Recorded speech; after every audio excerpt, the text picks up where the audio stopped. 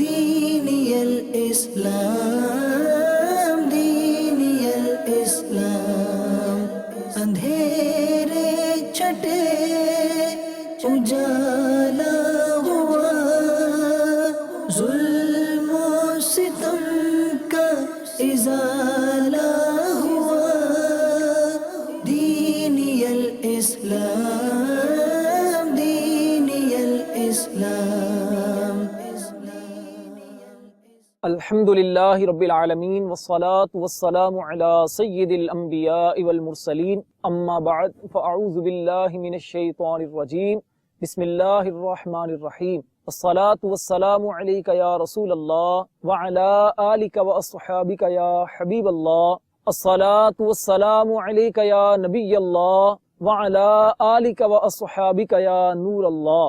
پیارے آقا دو عالم کے داتا صلی اللہ علیہ وسلم نے ارشاد فرمایا، جس نے مجھ پر ایک مرتبہ درود پاک پڑھا، اللہ تبارک و تعالی اس پر 10 رحمتیں نازل فرماتا ہے، اس کے 10 گناہ مٹاتا ہے اور اس کے 10 درجات بلند فرماتا ہے۔ صلو علی الحبیب صلی اللہ تعالی علی محمد صلی اللہ علیہ وسلم۔ میٹھے میٹھے اسلامی بھائیوں اور مدنی چینل کے ناظرین، سلسلہ تاریخ اسلام میں گزشتہ سلسلے میں ہم نے صحابہ کرام علیہم الرضوان کی قربانیوں سے متعلق سنا تھا۔ نبی پاک علیہ السلام نے صحابہ کرام علیہم الرضوان کی قربانیاں دیکھیں، صحابہ کرام علیہم الرضوان کو کس طرح مکہ معظمہ میں ظلم و ستم کا نشانہ بنایا جاتا۔ بالآخر نبی پاک صلی اللہ علیہ وسلم نے مسلمانوں کو حبشہ جا کر نجاشی بادشاہ کے دربار میں پناہ لینے کی اجازت دے دی۔ آقا علیہ السلام نے فرمایا کہ حبشہ کے بادشاہ کی طرف چلے جاؤ، وہ بہت رحم دل ہے اور انصاف پسند بادشاہ ہے۔ اس بادشاہ کا نام اصحمہ تھا اور اسے نجاشی کہا جاتا تھا۔ یہ جو بادشاہ تھا یہ بہت ہی انصاف پسند بادشاہ تھا، رحم دل بادشاہ تھا اور بالآخر یہ مسلمان بھی ہو گیا تھا۔ اس کے انتقال پر حضور صلی اللہ علیہ وسلم نے اس کے لیے دعائے مغفرت بھی فرمائی۔ اعلان نبوت کے 5ویں سال رجب کے مہینے میں 11 مرد اور 4 عورتوں نے حبشہ کی جانب ہجرت کی۔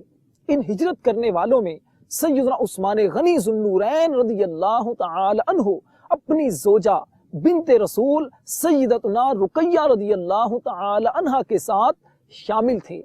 نبی پاک علیہ السلام نے ان دونوں کے بارے میں ارشاد فرمایا کہ تم دونوں نے اللہ کی راہ میں ہجرت کی ہے، اور حضرت ابراہیم اور حضرت لوط علیہ السلام کے بعد جس گھرانے نے اسلام کے لیے پہلی ہجرت کی وہ حضرت عثمان غنی اور ان کی زوجہ رضی اللہ تعالی عنہما ہے۔ رات کی تاریکی میں ان 11 مردوں اور 4 عورتوں نے حبشہ کی طرف ہجرت کی۔ جب یہ لوگ جدہ کی بندرگاہ شعیبہ پر پہنچے تو وہاں پر حسن اتفاق سے ایک کشتی حبشہ کی طرف جانے کے لیے تیار کھڑی تھی۔ ان لوگوں کو آدھے دینار فی سواری کے حساب سے ان کو سوار کر لیا گیا اور یہ وہاں سے حبشہ کی طرف روانہ ہو گئے۔ جب کفار مکہ کو پتہ چلا، یہ قدموں کے نشان دیکھتے ہوئے ان کے پیچھے پہنچے، لیکن یہ اللہ کے بندے، یہ دین خدا کے مسافر وہاں سے ہجرت کر کے روانہ ہو چکے تھے۔ اسی سال ماہ رمضان المبارک میں نبی پاک علیہ السلام ایک مرتبہ حرم کعبہ میں تشریف لے گئے۔ وہاں پر آقا علیہ السلام نے کفار قریش کا ایک بہت بڑا مجمع دیکھا اور اس مجمع میں آقا علیہ السلام نے سورہ نجم کی تلاوت کرنا شروع فرما دی، یہاں تک کہ جب آپ صلی اللہ علیہ وسلم آخری آیات کریمہ کی تلاوت فرما رہے تھے، جہاں پر سجدے کا ذکر آیا تو نبی پاک علیہ السلام نے سجدہ کیا۔ جب آپ نے سجدہ کیا تو آپ کو دیکھ کر دوسرے کفار بھی بے اختیار سجدے میں گر گئے۔ یہ بات جب حبشہ کے مہاجرین کو پتہ چلی تو وہ لوگ یہ سمجھے کہ شاید کفار مکہ مسلمان ہو چکے ہیں۔ 3 مہینے امن اور سکون کے ساتھ حبشہ میں رہنے کے بعد کچھ لوگ یہ خبر سن کر مکہ کی طرف روانہ ہو گئے۔ جب مکہ کے بالکل قریب پہنچے تو پتہ چلا کہ یہ خبر جھوٹی تھی۔ پھر بھی کچھ لوگ بڑے بڑے لوگوں کی پناہ لے کر مکہ میں داخل ہو گئے۔ حضرت عثمان غنی رضی اللہ تعالی عنہ بھی اپنی زوجہ کے ساتھ واپس آ چکے ہیں، حضرت عبداللہ بن مسعود رضی اللہ تعالی عنہ بھی واپس آئے، لیکن آپ کو کسی نے پناہ نہیں دی۔ اسی طرح آپ پھر واپس تشریف لے گئے۔ ان کفار نے بہت زیادہ مسلمانوں پر ظلم و ستم کرنا شروع کر دیے، یہاں تک کہ مجبور ہو کر دوبارہ یہ لوگ حبشہ کی طرف ہجرت کرنے پر مجبور ہو گئے۔ اب کی بار 83 مرد اور 18 عورتوں نے حضور سید عالم صلی اللہ علیہ وسلم کی اجازت سے حبشہ کی طرف ہجرت کی۔ سیدنا عثمان غنی رضی اللہ تعالی عنہ نے پھر دوبارہ ہجرت کرنے کے لیے روانہ ہوئے، نبی پاک علیہ السلام کی بارگاہ میں حاضر ہوئے، عرض کرنے لگے یا رسول اللہ صلی اللہ علیہ وسلم آپ کے بغیر پھر جا رہے ہیں۔ نبی پاک علیہ السلام نے فرمایا کہ تمہیں افسوس نہیں کرنا چاہیے، تمہاری یہ ہجرت اللہ اور اس کے رسول ہی کی طرف ہے۔ جب یہ بات حضرت عثمان غنی رضی اللہ تعالی عنہ نے سنی تو آپ نے فرمایا فحسبنا اللہ ورسولہ، تو ہمیں اللہ اور اس کا رسول کافی ہے۔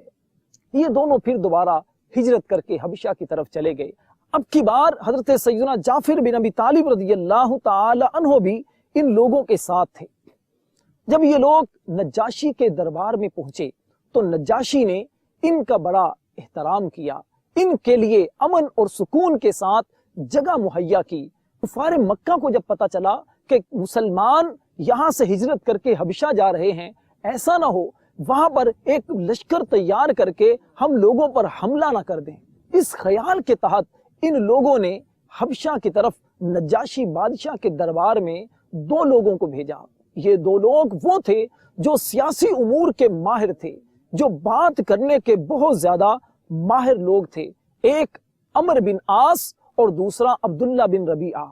یہ دونوں لوگ نجاشی کے دربار میں پہنچے اور نجاشی کے دربار میں جا کر انہوں نے ایک قیمتی عربی گھوڑا نجاشی کو پیش کیا، ایک ریشمی جبہ نجاشی کو دیا، اور اس کے جو بڑے بڑے درباری تھے ان کو عالی شان قیمتی تحفے دیے۔ تحفے دینے کے بعد اپنے ساتھ کر لیا اور جا کر نجاشی سے کہا اے بادشاہ، تمہارے ملک میں ہمارے علاقے سے کچھ لوگ آ گئے ہیں جو ہمارے مجرم ہیں، جو ہمارے باپ دادا کے دین کو برا بھلا کہتے ہیں۔ بادشاہ نے ان لوگوں سے کہا کہ میں ان لوگوں سے بلا کر گفتگو کرتا ہوں۔ ان لوگوں کی، ان کفار مکہ کی حتی الامکان کوشش یہ تھی کہ کسی بھی طرح بادشاہ ان لوگوں کو اپنے دربار میں نہ بلائے، لیکن بادشاہ انصاف پسند تھا، ان لوگوں کو اپنے دربار میں بلایا۔ حضرت جعفر بن ابی طالب رضی اللہ تعالی عنہ صحابہ کرام کی طرف سے ترجمان مقرر ہوئے۔ نجاشی بادشاہ نے ان سے پوچھا کہ تم لوگ یہاں پر کیوں آئے ہو؟ حضرت جعفر بن ابی طالب رضی اللہ تعالی عنہ نے بہت ہی پیارے انداز سے ان لوگوں کو، بادشاہ کو اور اس کے درباریوں کو اپنا احوال بیان کیا، جس کا خلاصہ یہ ہے اے بادشاہ، ہم جاہل قوم تھے، ہم بدکاری کرتے تھے، ہم حرام کھاتے تھے، ہم سود کھاتے تھے، ہم چھوٹوں پر ظلم کرتے تھے، غریبوں پر ظلم کرتے تھے، لوگوں کے مال ناحق قبضہ کر لیا کرتے تھے۔ اے بادشاہ، اللہ نے ہم میں ایک رسول ہمیں میں سے مبعوث فرمایا، جس کے نسب کو بھی جانتے ہیں، جس کے حسب کو بھی جانتے ہیں۔ اس طرح آقا علیہ السلام کے اوصاف نجاشی بادشاہ کے دربار میں پیش کیے گئے۔ نجاشی بادشاہ نے کہا یہ تو بڑی اچھی بات ہے۔ پھر نجاشی بادشاہ نے کہا کہ تم اپنے رسول پر نازل ہونے والا کلام مجھے سناؤ۔ حضرت جعفر بن ابی طالب رضی اللہ تعالی عنہ نے سورہ مریم کی ابتدائی آیات کی تلاوت کی۔ نجاشی بادشاہ نے جب قرآن پاک کی تلاوت سنی تو قرآن کی برکت سے ایسا اس پر اثر ہوا کہ اس کی آنکھوں سے آنسو جاری ہو گئے اور اس کے درباری وہ بھی رونے لگے۔ بالآخر نجاشی بادشاہ نے ان سے کہا کہ تم جاؤ اور سکون کے ساتھ رہو۔ یہ جو کفار کی طرف سے 2 لوگ آئے تھے، ان لوگوں نے پھر نجاشی بادشاہ کے کان میں کہا کہ بادشاہ، یہ لوگ عیسیٰ علیہ السلام کی نسبت برا عقیدہ رکھتے ہیں۔ چنانچہ نجاشی بادشاہ نے پھر دوبارہ ان کو بلوایا۔ یہ لوگ پھر دوبارہ حاضر ہوئے۔ نجاشی بادشاہ نے ان سے پوچھا یہ بتاؤ کہ تم لوگ عیسیٰ علیہ السلام کے بارے میں کیا عقیدہ رکھتے ہو؟ حضرت جعفر بن ابی طالب نے عرض کی کہ ہم لوگ عیسیٰ علیہ السلام کے بارے میں وہی عقیدہ رکھتے ہیں جو ہم نے اپنے نبی صلی اللہ علیہ وسلم سے سنا ہے۔ نجاشی بادشاہ نے کہا تم نے کیا سنا ہے؟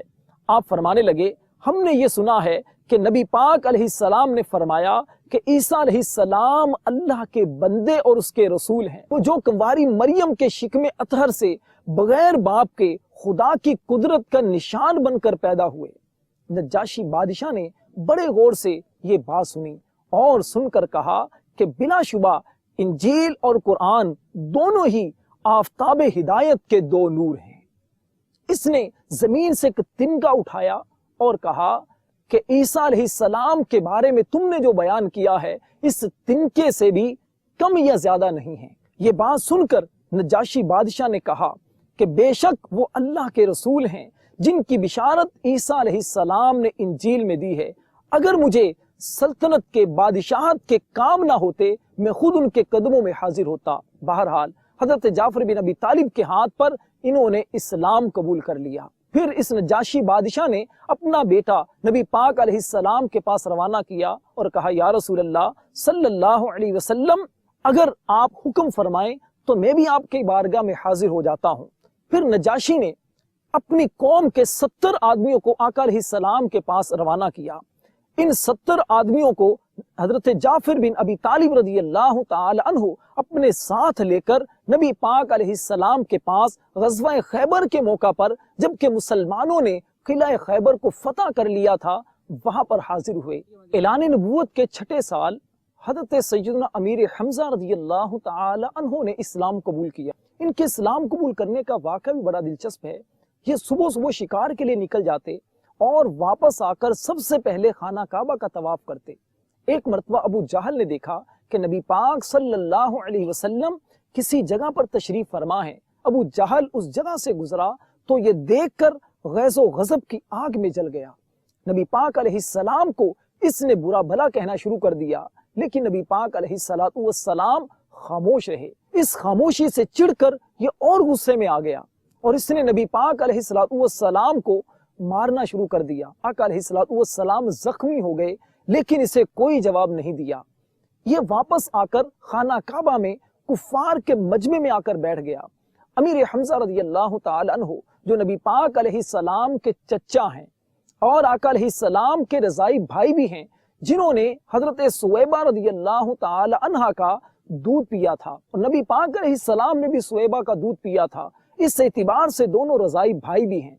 امیر حمزہ جب واپس آ رہے تھے تو ابو جہل کی لونڈی نے امیر حمزہ رضی اللہ تعالی عنہ سے کہا کہ تمہارے بھتیجے کو آج ابو جہل نے مارا ہے۔ امیر حمزہ رضی اللہ تعالی عنہ یہ سن کر غصے میں حرم پاک میں گئے اور ابو جہل کے ایک ایسی زوردار طریقے سے کمان سر پر ماری کہ اس کے سر سے خون جاری ہو گیا۔ ابو جہل غصے میں آ گیا تو آپ نے فرمایا کہ تم نے میرے بھتیجے کو برا بھلا کہا، لے سن آج سے میں بھی محمد عربی صلی اللہ علیہ وسلم کے دین میں داخل ہوتا ہوں، میں بھی مسلمان ہوتا ہوں۔ اب اگر کسی کے اندر ہمت ہے تو آئے میرا مقابلہ کرے۔ کچھ لوگ امیر حمزہ رضی اللہ تعالیٰ عنہ سے بدلہ لینا چاہتے تھے لیکن ابو جہل نے ان کو روک دیا، کہا کہ واقعتاً مجھ سے غلطی ہوئی تھی۔ بہرحال امیر حمزہ رضی اللہ تعالیٰ عنہ نبی پاک علیہ السلام کے پاس حاضر ہوئے، عرض کرنے لگے اے محمد، اے بھتیجے، تم خوش ہو جاؤ کہ میں نے تمہارا بدلہ لے لیا ہے۔